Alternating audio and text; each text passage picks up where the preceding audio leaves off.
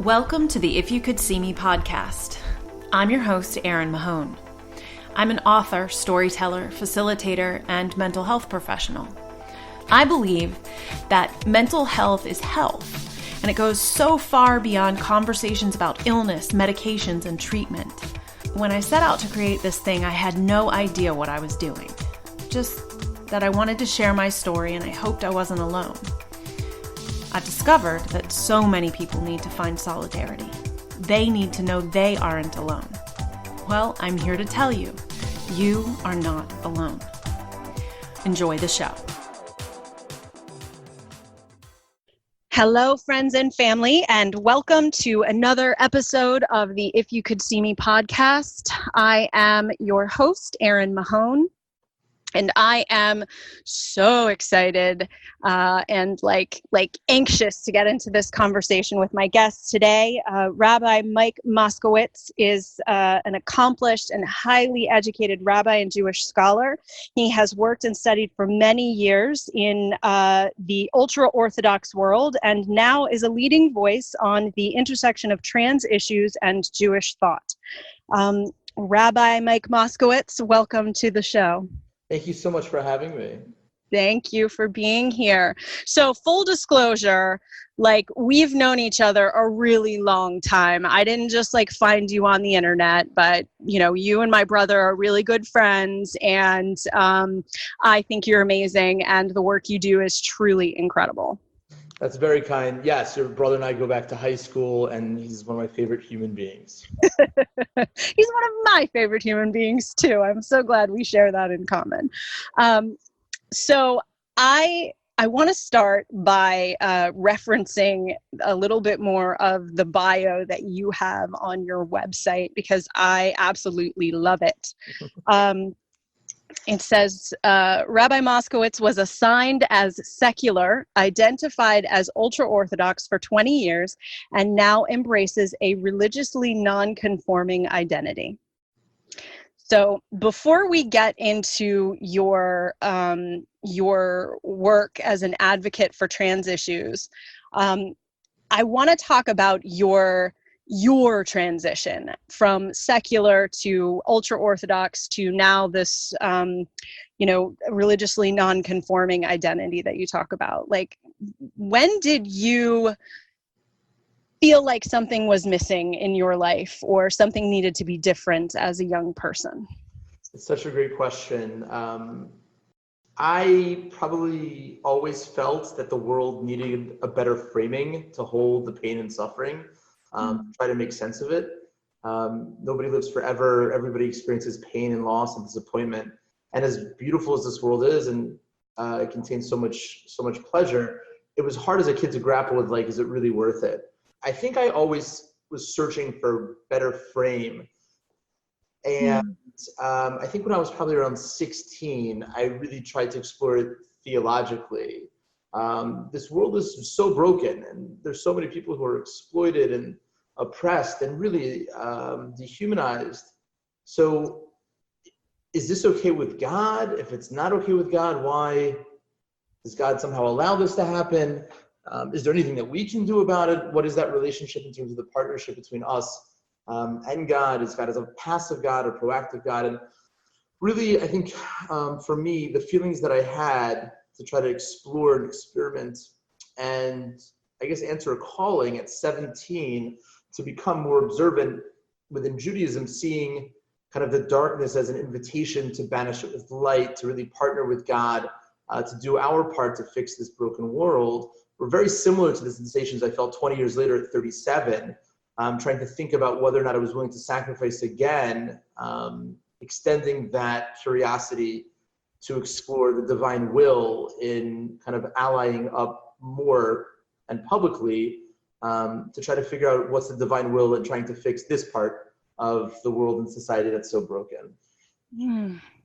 It's an incredible gift to be so thoughtful, to be so connected with those questions and seeking answers. And it can also be sort of incredibly overwhelming to find yourself in that place, especially as a young person who may not have that foundation of being okay or acceptable to ask all of those questions?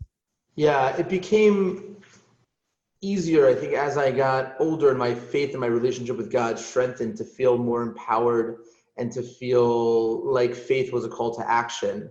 And I think simplicity at 17, kind of an idealism that allowed me to take that leap. Because right, at 17, you're not self-sufficient, in the middle of high school, living at home. I was not independent to be able to really kind of take on the precarity that I did at 37, but at the same time, there was also a way in which, having children and other living in New York City. So the stakes were much higher, but I don't know that the degree of difficulty, if we would calibrate it, was much different. So I think, and that actually is a perfect segue into my next question, which was, I imagine going from a secular Jewish person, growing up in the suburbs in Richmond, Virginia, having a Jewish identity, but certainly not being observant on the level that you became. That must have been an incredibly challenging transition for you in terms of, figuring out your place in the world and answering the questions of the people who had always been around you as to why you were doing this. And so I'm curious, because of the fact that now, all these years later, you have essentially done something very similar in, the expansion and the shift of your focus and the different questions that you are now asking of God and of society and the world and yourself. How did your first transition prepare you for this next one? It's such a wonderful question. I think that you're right. There are very similar muscles that get exercised and kind of that expansiveness to change, the narrative that society feeds you, right? That everything is, is in a category and stigmatized and labeled, and we package, or it's packaged for us, what these things entail. And when you're willing to step back and say, well, one second, is that really true? Is everybody and, all of these things so consistent without any sort of nuance or complexity? And what happens if we really are willing to question it and kind of look at it from a new vantage point? And so I think I got good at that, at trying to separate out the social constructions of things and trying to get through the weeds of all of those stories that were told that can obfuscate the truth and make it easier to be passive and just affiliate and go with the flow, to be part of, the majority or the masses.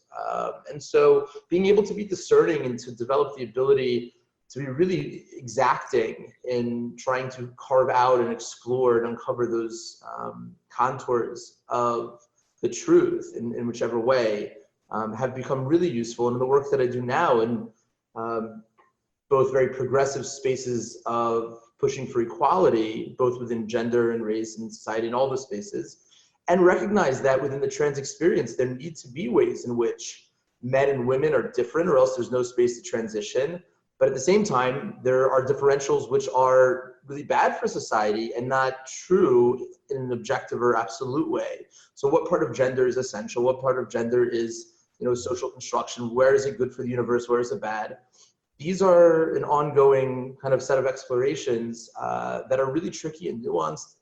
And I don't know that we necessarily even have access to all of this information. And so individual and person specific, and the space of gender nonconformity is growing. So being able to be open to just listening and to recognize that it's certainly not simple. And I think it's that simplicity that society wants us to buy into as a way of not having to revisit or rethink about often these systems of oppression. And so I think for me, being able to say, one second, is this really true? And like, slowing it down and pausing, listening, and really being open-minded. And I think that's the irony that for me, people who question, how can I do this in such a right-wing kind of narrow myopic space, is that they don't recognize that it was the open-mindedness that at 17 allowed me to become ultra-orthodox and buy into, kind of a very religious fundamentalist type space, which I haven't really, in my mind, departed that much from, but it's that same willingness to be open-minded, to question the truths that we're told, that allowed me to get to, to the space of ultra-orthodoxy. It's that same mechanism that allows me to expand it right now. I love that. I love it when you flip that, and you use the thing to support the thing. The idea that you have come to this place because you were able to come to the other place. That's wonderful. When, I am by no means a religious scholar. And so I, come to a lot of these questions from from an embracing of gray area, an embracing of sort of humanity, and as you say, nuance and the complexity of what it means to be a human being. And I'm curious to know, as a person who, has ascribed to that more fundamentalist way of thinking, that where, from a religious perspective, do the 2 points meet from, what specific religious texts say or don't say maybe about gender nonconformity and homosexuality, sexuality in general, and then the other side of that coin, which is our responsibility to treat one another with respect and kindness, and how do those things line up in your mind? Because a lot of times, religion uses those very prescriptive rules to tell people that they don't have a right to respect and kindness and love and, their place in the world. Yeah, it's religion is very powerful, and it's often, misused. Ideally, it's supposed to be the container that supports a relationship with God, and more often than not, now it is being used to exclude people Right. from that relationship. I think that there are really two questions, which one is kind of a meta question of where does gender lie? Within Judaism and the Hebrew Bible, God has very gendered attributes, but God doesn't have a body. Right. And when we think about humanity being created in the image of God, it's a little tricky because God doesn't have an image. So for me, my God is an all-gendered God as opposed to a gender-neutral God, meaning the one person that was created totally in the image of God in the Genesis narrative, in the rabbinic tradition, was both the masculine and the feminine together. It was one person who was then put into some sort of sleep and then separated into the binaries of Adam and Eve. And so it's interesting from a Jewish perspective that from the day that people were created, there were already trans people, right? Somebody would transition from one gender to another. So I see God as the source of all gender, and I think that gender exists on a soul level. Within traditional Judaism, there are gender-based spiritual practices, right? That men are obligated in certain things that women are exempt from, and vice versa. And as the space of gender queer folks expands and gender nonconforming folks and the breaking down of the binary, I think it's more and more important to kind of tap into a certain amount of humility that we really have no idea. And certainly as cis folks, right? Perhaps the most important thing to know is that we just don't know of the trans experience. Right. And so in thinking about like that meta question of where gender lies, and if there's a place along a transition that, law or Jewish law would recognize the transition, it's important to explore. But these are things that require, time and a collective voice and conversation. For example, when electricity was first discovered or invented, it took a long time to create some sort of industry standards. So the urgency and the deafening silence of the rabbinic voice in these things, I think, doesn't have that luxury, to kind of wait for that to settle. And so I think it's really important to also, like you said, elevate the necessity of communal responsibility. Independent of knowing the exact answer to those questions, we need to be able to reaffirm and validate the immutable right that everybody has to dignity, and that life is hard and religion can help and communities can help, and religious communities have a responsibility to be supportive, that a sanctuary should be that. It should be a safe space for people to come and be in relationship with God, bringing the most authentic selves. And so for that, we don't need to answer, the more elusive questions, right? So I think in the short term, that's where we need to focus. It's very easy to hate people that you've never met and to, reject or dismiss experiences that are not our own. But when we're able to create safe spaces for people to tell their stories and to be able to kind of come out, and then it turns out that everybody in their life has people who they love already, who are in these traditionally marginalized segments of society, it becomes much easier for us to kind of recalibrate. And when we do that, we recognize that they're already part of the community. They're already part of the world in which we love, and that we have a more invested interest in making sure that that's sustainable. So LGBTQ plus, genderqueer, as you said, gender non-conforming individuals are at significantly higher risk for depression, suicide, homelessness in our communities. And, a lot of times the challenges and the pain that is faced and that loss of hopelessness and inability to sort of integrate into the larger community is the result of sort of what I have recently heard described as spiritual abuse. Mm-hmm. And in particular, Virginia right now is currently taking up the issue of conversion therapy. And as a future counselor and counseling graduate student, it is of particular interest for me. Can you talk a little bit about the individual impacts that this type of intervention causes, and why you think it's so important to sort of speak out in opposition? Yeah, thank you so much for that invitation. So I'm sure your listeners know that gender identity and sexual orientation are different, right? Who a person wants to go to sleep with is different than, who a person is when they go to sleep. And somebody who's asexual is not free from gender. And right. In speaking to religious officials, they often conflate the two, right? And so in Jewish law, it's not possible to answer the question right when you don't know the reality of something. And we're meant to answer, people and not questions. And so part of, I think, the rabbinic malpractice, in terms of the rabbinic malpractice and the gross negligence, it's in part because the people who are lobbying for these kind of horrific procedures are themselves completely unaware of the reality, and often themselves closeted or unaware of their own homosexuality. The most vocal voice in Orthodox Judaism was a rabbi who was a psychologist who was promoting conversion therapy. I myself spoke to him about the issues, and he claimed that there was tremendous success. He actually hails from Richmond, Virginia, and he argued that homosexuality is a result of trauma. If you can heal the trauma, then you can heal the homosexuality. And a few months ago, he made national news because he was busted for trolling the internet for men, and had acted in unfaithful ways in his heteronormative marriage with men.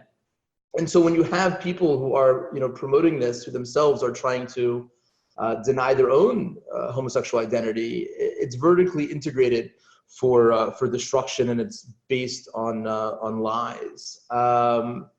You can't pray away the gay.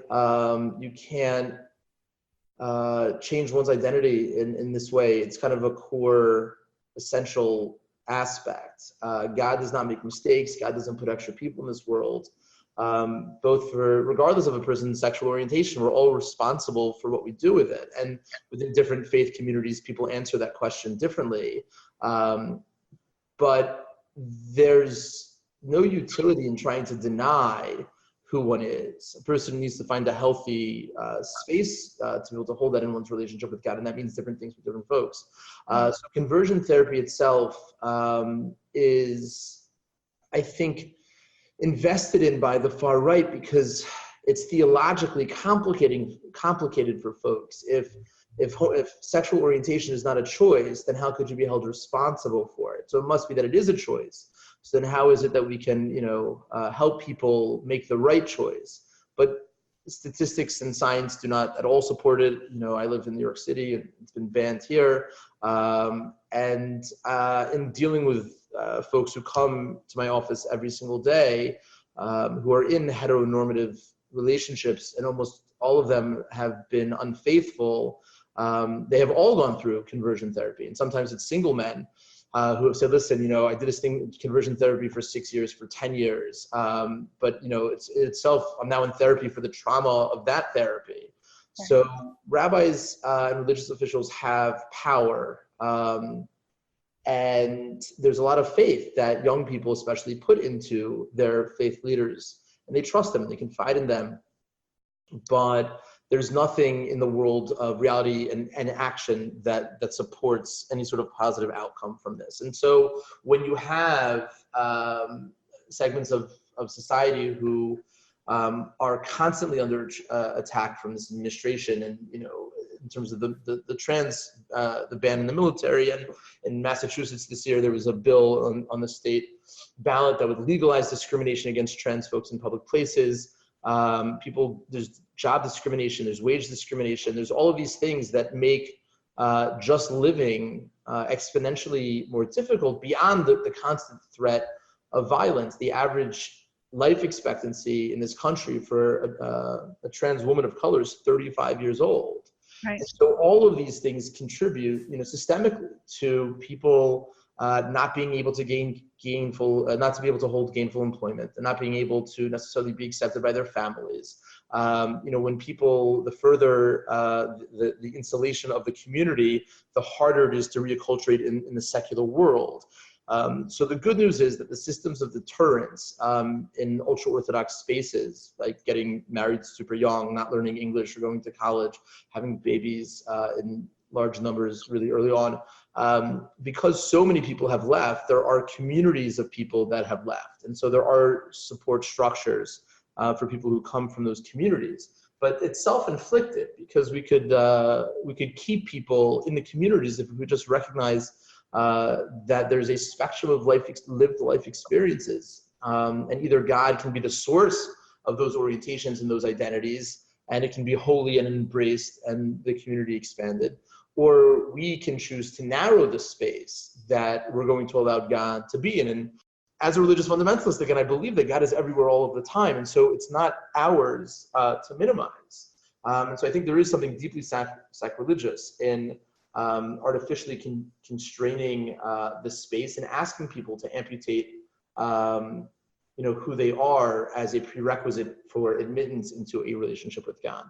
How have you seen, just in the past few years that you have been very, very specifically doing this work, how have you seen Jewish communities, particularly ultra-Orthodox communities, change? Yeah, I think for the most part, they're actually changing in the right direction. The baseline has improved. For the most part, folks, young folks in particular, are not being thrown out of their homes for acknowledging their queer identities. Questions that I get from parents are, my daughter went off to seminary and came back with a girlfriend. Now she wants to bring her girlfriend home. Like, can they sleep over together? And that's very different than what used to be that, oh my gosh, you're gay, you can never be here again. Right. Young people today, in particular, they don't want to choose between a religious identity and a queer identity or a gender identity. And so they are staying put. They're not leaving the way they used to be, and people are coming out. Also, even 5 years ago, I think most people were not familiar with the term transgender in these communities. But if you have 13 kids, right, there's just statistically one of them is going to be gay. Probably one of them is not going to stay really within the faith. A couple might move more towards the center into modern places. And so you can have siblings that can be the bridge, that maybe the ones furthest to the right won't have anything to do with some siblings, but the majority will. And so people still have, connections and families, especially after World War II, there was just this fear that that all was going to be lost. And now, from those ashes, there's been such rebirth and growth that these communities are as strong as they've been. And so I think that there's a certain level of confidence within the ultra-Orthodox community, and a certain amount of strength that they don't need to negotiate from that posture of being so defensive. And because of the internet, that even if people don't have televisions and computers in their homes, most people have it in their work. And so there's just a way in which people are exposed to the outside world in ways that never existed before.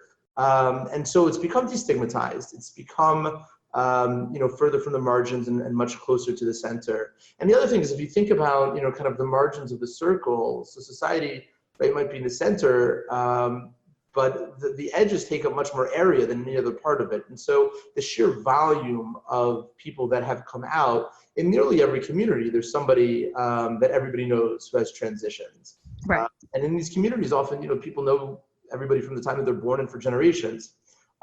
So it's become easier to say, oh, well, that person's a lovely person. Happens to be they're also trans, but that's really interesting. I never met somebody who's trans before. So in going to schools and, across the country, one of the things that I always ask the kids are, raise your hands if you do not know somebody who's trans. And it's nearly, it's kind of generational. In synagogues and older groups, it skews in the other direction, but among young folks, nearly everybody knows somebody, right. Even in the Orthodox circle. So, I think part of so much of this is giving space to be tapped into the reality of the world. And when people know people, and it turns out to be their sibling, their parent, their child, they're invested in getting this right in ways that when it's theoretical. I think that's probably the other really important message, is that no one's life is ever hypothetical.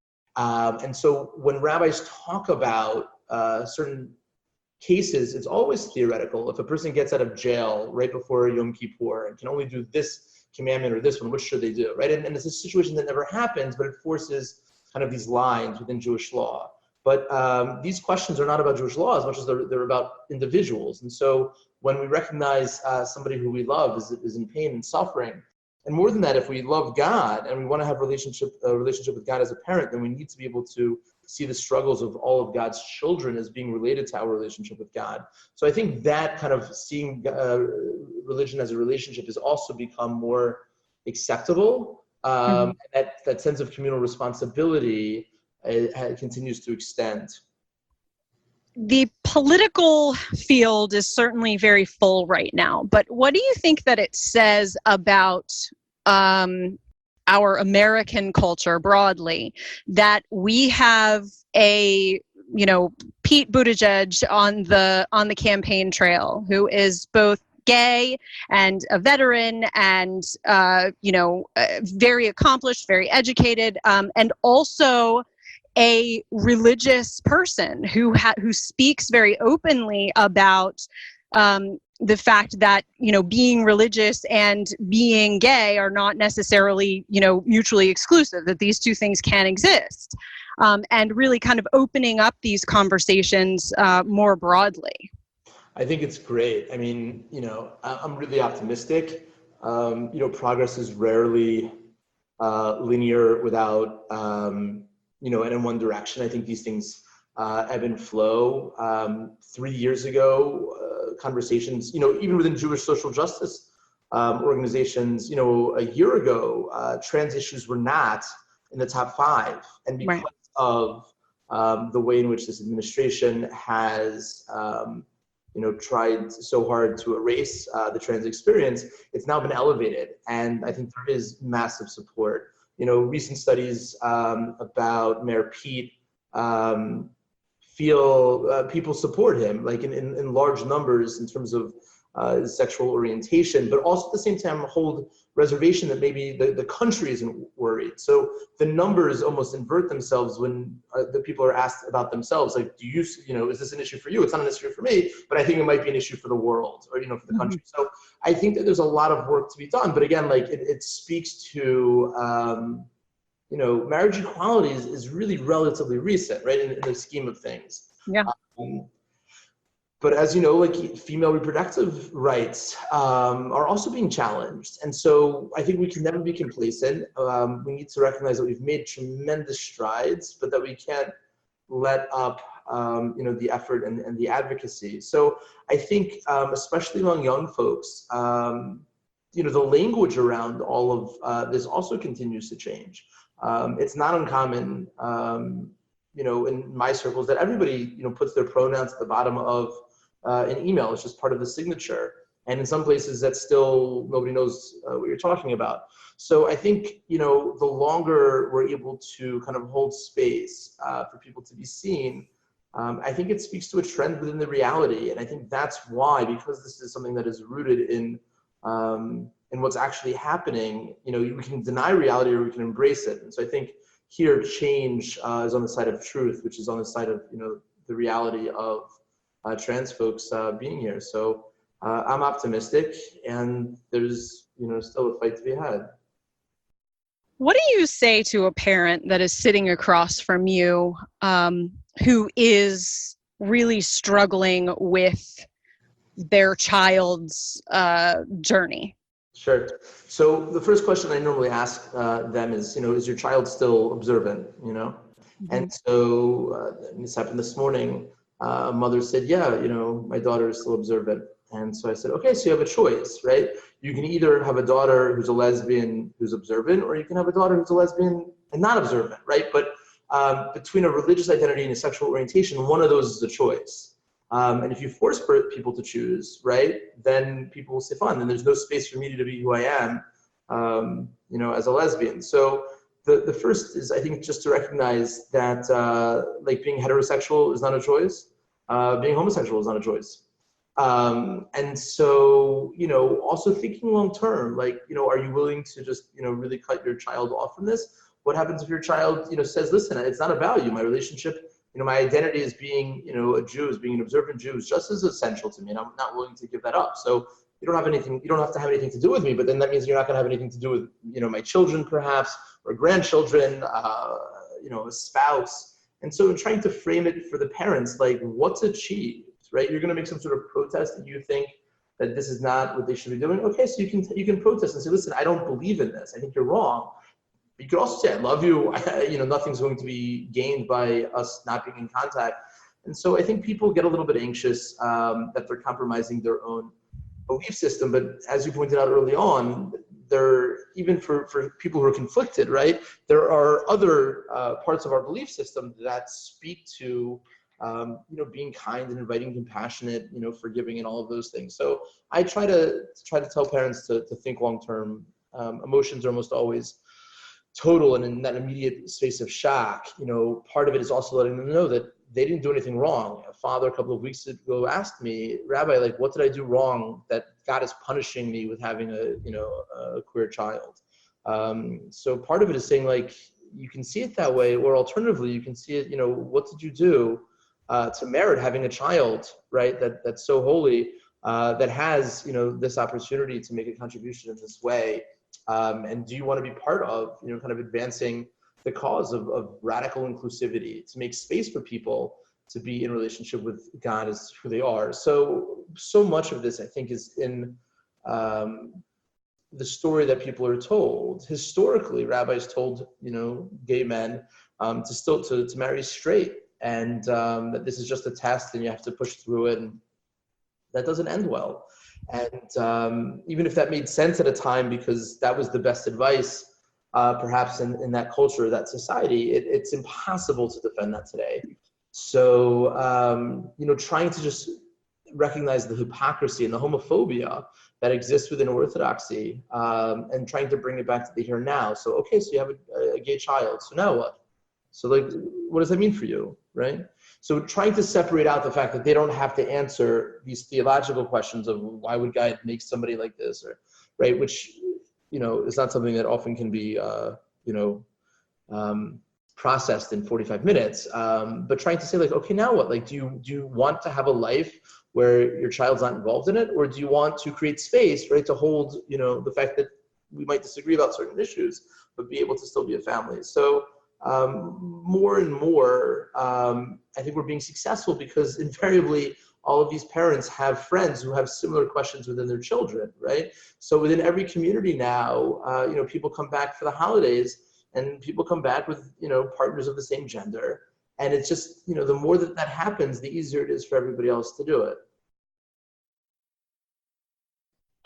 It's not rare. I mean, it's not common that someone makes me cry on this podcast. But you, sir, have done so. It is an incredible gift to have you in this world doing this work. You have always, since you began your initial transition into religious observance, you have always been strong enough to, push back and to stand up for your convictions and to put yourself out there for what you believe in. What is left for you to fear in this world? Well, I appreciate your kind and generous words. What you do is, we all do a lot of things, but ultimately what you do is the hardest thing, is to stand up to the norm, to the messages that we are all told multi-generationally, things that have, had people, as you've said, expelled from their families and expelled from their communities. And you stand up and you say, that's not all right. Yeah, I mean, the fears that I have are, that the pain and the suffering is so great. What can we do to do this better? Just this morning, I got a call from a woman who transitioned, who was suicidal. It's hard. I mean, the world is really, really broken. And I think, again, that faith is a call to action. King David wrote, Coolio has it in a song, right? If even in the valley of the shadow of death, right, you feel no evil because God is with us. So if a person can feel like they're walking with God, so then they're in really good company. I'm deeply encouraged by the moves that many in the rabbinate privately have made about supporting trans youth, but none of it's enough. Right. I have lost, community and friends and rabbis and jobs. My biggest fear is dying, having not done enough to change the world. I hope that people can recognize that religion is not here to help people who have privilege and entitlements feel better about themselves, but it's meant to make us feel that we can extend, past our comfort zone. Specifically for the folks who need it the most. For people who are accustomed to discrimination, equality feels like liberation. And most of the pushback that I get from people in the rabbinic community is that, and then in the Orthodox communities, this makes us uncomfortable, right? It's not about Jewish law. It's not about Jewish, theology. It's about but this makes it's going to look different. What does that mean? It's going to make me uncomfortable. Mm-hmm. It's going to make people uncomfortable, and they define people as those who have all of the access already. Right. And so, and that's not unique to this. I mean, that's just part of the systems of oppression that they, want to support the people who are at the top. And, as we see very broadly in this country, moving, to an oligarchy, that stuff is scary. And the space between those who have and those who don't have. But we're all equally created in the image of God, and we're all equally entitled to that relationship with God. And so I think for those of us who have more access to space, right? So we have to answer to God for that. God gave everybody what they have, and so what do we do with that? How do we answer for our privileges, right? And so as an ally, the most important thing to do is to listen, and then to, as a straight white cis guy, taking that privilege and amplifying the voices of those who are marginalized and allowing that first person narrative to be told and, standing up, right? It's because of those privileges that I can stand up and I can, say these things and people listen. But that's just part of the system being broken, right? So, part of it, I think, is relying on those who are inside to do the work, and really kind of just naming that we are so overdue for some restorative religion. It's punitive right now by nature, and it punishes anybody who's not fit into this mass-produced, prefabricated model of what a Jew is supposed to look like, and that's just not reality. And so, if we think about religion as being just about the reality of God, in what way is one human more or less entitled to be in relationship with that infinite source of the universe, right? It's actually, I think, the great equalizer. But yeah, there's a lot of work to be done. So my last question for you is something I'm hoping that people can take away with them. I imagine, because you are human, that you get angry sometimes.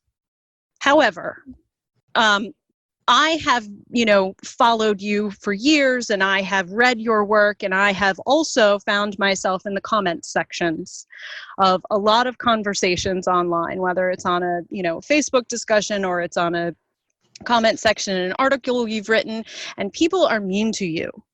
And you are always respectful and kind and, reverting back to your interpretations of Jewish text and the laws and expectations. And where does that internal strength come from to maintain your level-headedness and be able to speak to people who are so unkind to you in that way?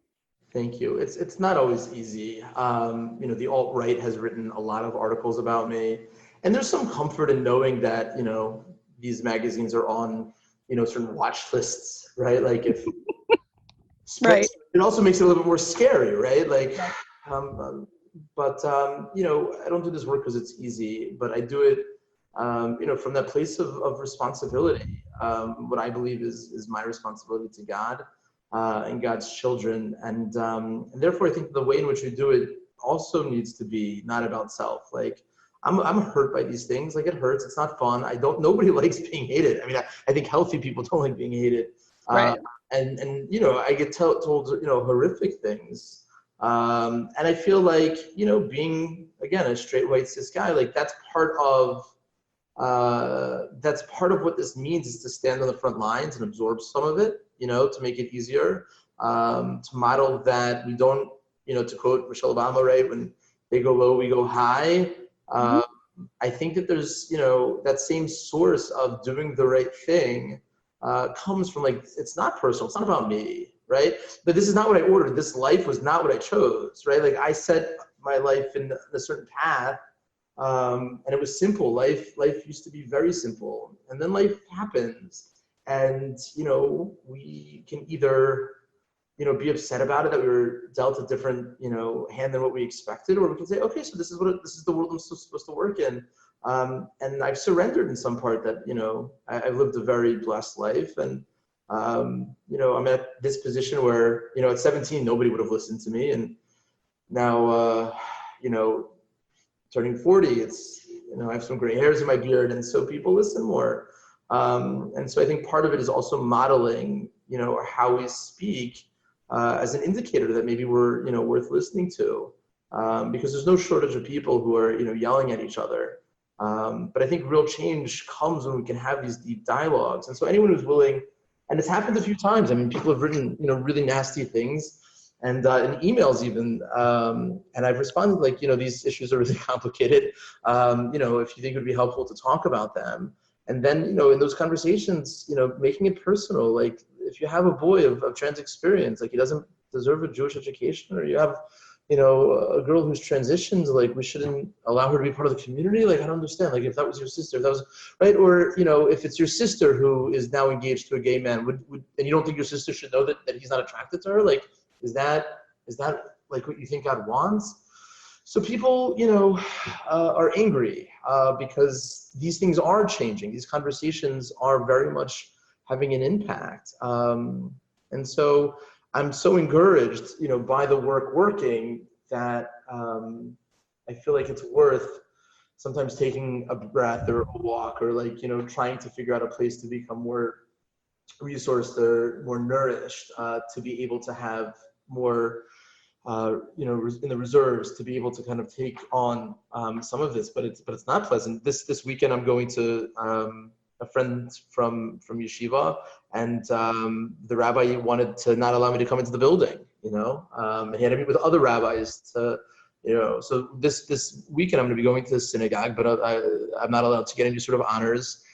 They can't call me up to the Torah, but they're going to let me come into the building. So like, that's not fun, because I feel like people wasted their time talking about whether or not I can come into a building, like Right. when children are like suffering, and like, it's insane. It's just, so I can't wrap my head around it. So it's hard for me to take some of the anger seriously when I feel like that anger comes from a place of privilege, right? So like, of course I'm angry, but to be able to like waste breaths expressing, and so like I make these, videos and responses when people write articles. It's a way of actually engaging in a national conversation. The TED, which was an ultra-orthodox newspaper, wrote about me that I endorse cross-dressing in illicit relationships. So anyone who's holding in any of these ideas understands that wearing misgendered clothing has nothing to do with being in any sort of relationship. Right. So there was a way in which I could say, listen, this rabbi who wrote this long article about me quoted the titles of my articles, but clearly never read them, because if you read them, you would know these facts, which are really important to this conversation. And it was a way of, trying to engage in a conversation that one showed that I'm not intimidated, or that like, it's not like I don't have answers to these questions, but also like, if this is a quest for the truth, so there's an appropriate way to do it. The author of that article never reached out to me, still hasn't returned my calls. I reached out and said, listen, if you care about the truth, I'm happy to have a conversation with you. But like, if this is just about like, the tabloids and selling papers, so then we're going to name that. This is not about that pursuit. And so, we try to rise above it. And, everybody has their source and strength in life in the same place.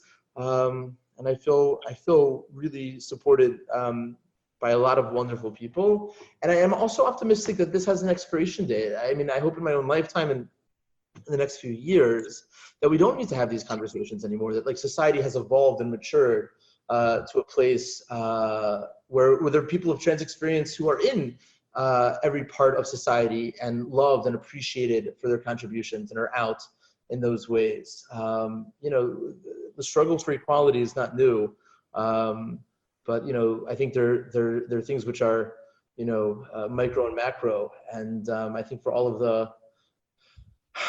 the negative, we just need to, and all of the hate, we need to just combat it with love and micro affections and affections and whatever we can do to take what we have, the resources, and network it for the people who need it the most. The motto of the If You Could See Me project is, it's not my job to stay quiet so that you can stay comfortable. Yeah. And I feel like you embody that to such a degree. And I know that you do that as to pay homage to your faith, one, and two, that you recognize your privilege and you recognize the responsibility of standing up and speaking up and creating these safe spaces because you have the power to do that. And I respect you immensely. I think you're a great dude, and I'm so proud of what you have built, and I'm so excited to see what comes next. Please tell my audience where they can find you and join in supporting the work that you are doing. Well, thank you so much. This was a delight, and it's so important, the work that you're doing. I have a website, rabbimoskowitz.com, and there are a bunch of articles on that website. I also have a book that I wrote. It's a collection of these articles and essays. It's called Textual Activism, and it should be available June 1st on Amazon. And allyship is awkward because it is predicated on the world being broken. And so I encourage people to recognize, as you said, that it might be a little bit awkward, to stand up and to take that privilege and to use it. But I think it's more awkward to be silent. Fantastic. Thank you so much, my friend. You too. Thank you so much. We can have these difficult conversations in the light of day. We can laugh, joke, and get serious about making change. I hope you will take some time to check out all of our resources and consider sharing your story on our website, ifyoucouldseeme.com. I hope you'll consider helping out by visiting our Patreon page, patreon.com/ifyoucouldseeme, purchasing my book, rating and reviewing this podcast on iTunes to help people find us, or just send me a message to let me know how this project is impacting you, ways we can improve, and future podcast or blog topics. This was only an idea until amazing people like you joined me in bringing it to life.